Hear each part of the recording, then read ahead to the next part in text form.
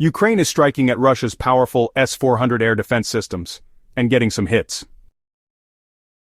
But here's the question, can Ukraine actually deplete or disable the S-400 system completely? Or is Russia's missile shield just too vast and complex? In this video, we're going to break down exactly how the S-400 works, what Ukraine has managed to do, and most importantly, why even after repeated attacks, Russia's air defenses remain largely intact. Let's start with the basics. The S-400 Triumph is one of the world's most advanced air defense systems, developed by Russia's Almaz-Antey. It's designed to take out aircraft, drones, and even ballistic missiles at very long ranges, up to 400 kilometers. Each S-400 battery is a mini fortress on wheels. It includes multiple radar units that scan the skies for targets, command vehicles to manage the entire engagement, and missile launchers that can fire different types of missiles depending on the target. The S-400 is highly mobile and forms the backbone of Russia's national air defense. It's been deployed across Russia, in occupied Crimea, and even exported to countries like China, India, and Turkey.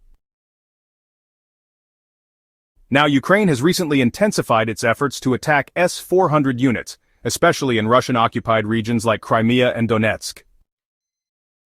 How? By using a combination of ATACMS tactical ballistic missiles supplied by the US, Neptune cruise missiles developed in Ukraine, and loitering munitions, basically suicide drones.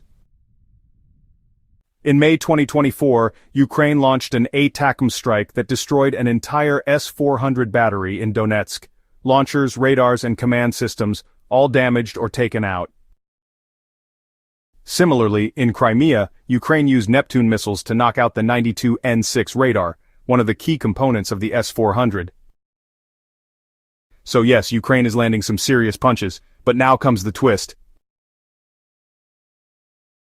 Despite these high-profile attacks, Ukraine is not close to depleting Russia's S-400 inventory. Here's why. Reason 1, sheer numbers. Russia has dozens of S-400 batteries deployed. Even before the war they had produced over 10,000 S-400 missiles, so destroying a few units doesn't create a major dent in their stockpile. Reason 2, redundancy in design. Each S-400 unit has multiple launchers, radars, and command systems. Even if you hit one part, the others can often still function or be replaced. The system is built with backup layers in mind. Reason 3, spread of the system. S-400s are widely deployed, from Kaliningrad to the Black Sea to Siberia.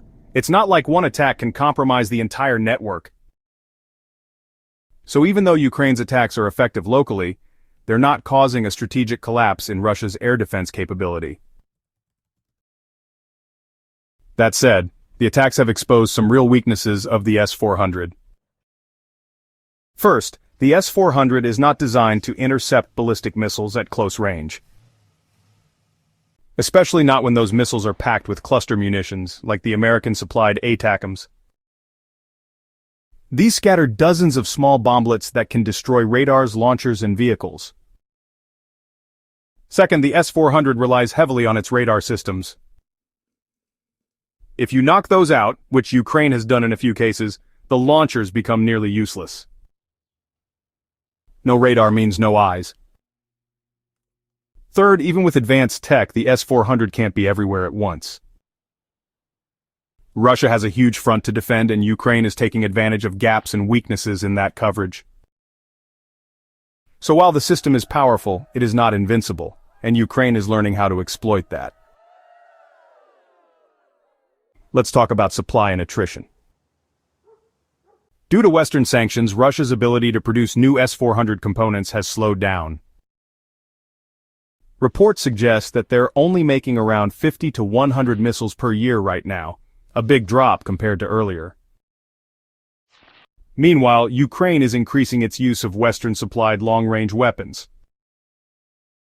As that continues, more S-400 units will be damaged or lost.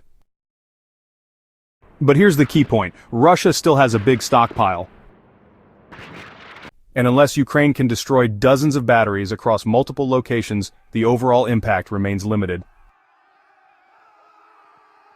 So what's the final verdict?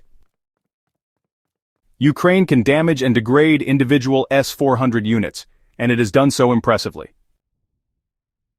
These strikes are a major morale boost and create local air superiority for Ukraine's forces. But depleting the S-400 across Russia's massive territory? That's not happening anytime soon.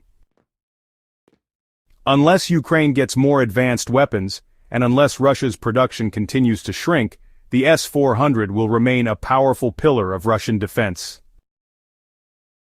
If you found this explanation helpful, make sure to like the video, subscribe to the channel, and share it with someone who enjoys military analysis. See you in the next one.